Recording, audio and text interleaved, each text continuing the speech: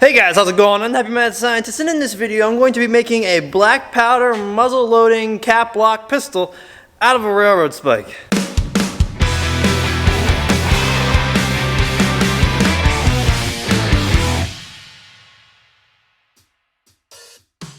Alright, so this video is a collaboration between myself, Jake Makes, and LHI Productions. Both really cool channels, go check them out. And we were kind of texting back and forth, and we were like, you know, we wanted to do a collab. But, I mean, what could we do? So LHI Productions is like, hey, let's do a challenge, and let's make something out of a railroad spike. It's gotta be a weapon, but it can't be a knife, because there's like a billion knife tutorials and videos out of railroad spikes on YouTube. Good idea, but I couldn't think of like, what am I gonna do? So after a few days of thinking, I finally came up with something, and I thought, you know, I'm gonna do a railroad spike pistol out of a railroad spike. So my original plan was to take a railroad spike and just smash it down like I've done this one, and then put a 1/2-inch hole straight through the middle. Problem with that is it's pretty much going to be impossible to get a hole straight down the middle without it veering off to the side and poking out. So what I'm going to do is take some of this 3/8-inch rod and weld a plate, say cut it off right here, weld a plate here, and then weld grind a point on the end. So then I can put it down in my anvil, which has a 3/8-inch hole, down, and the plate will rest on the anvil, and then it'll have a point, and I can just take my railroad spike here and pound it on that pointed material. And instead of removing material, what it's going to do is it's going to spread it out. So this should be the best plan. Hopefully that made sense, and yep, let's get going.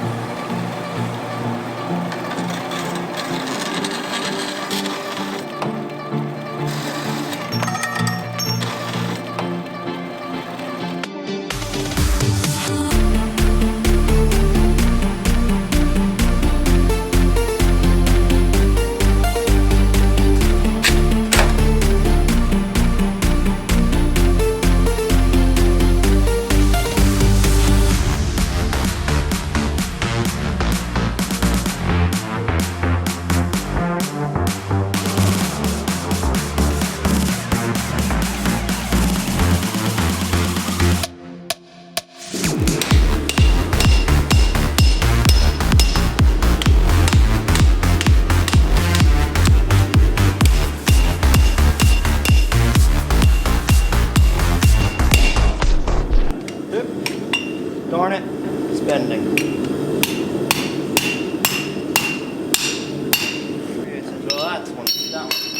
Toast. Alright, so that was a big disappointment.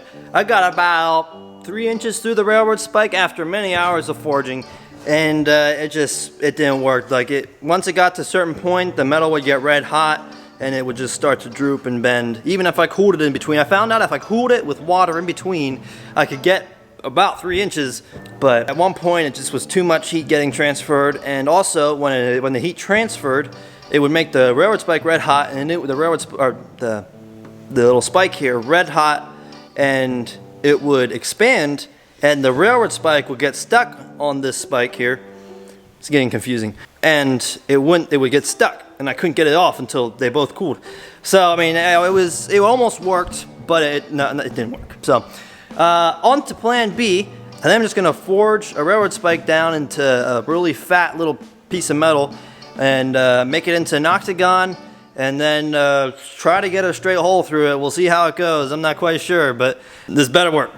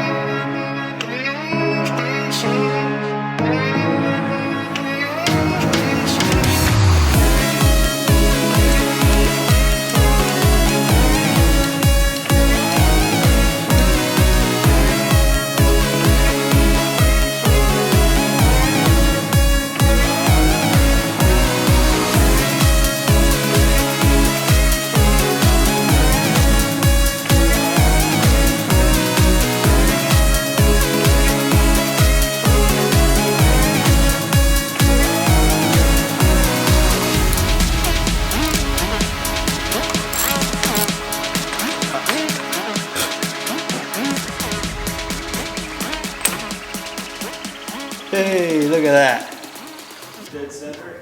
Just about. No way. All right, so I am so excited right now. This turned out really good. Like, this is really nice and straight. Man, I don't know what to say. I did not expect this. But now I have about 1/4 inch of material on each side of the barrel, and that's plenty. Well, I can probably load this to the brim. The next thing I gotta do is I'm going to file the edges down. You can kind of see it's a little lopsided, so it's not quite an octagon. So I'm going to file it into an almost perfect octagon, as good as I can make it, and I'll update you then.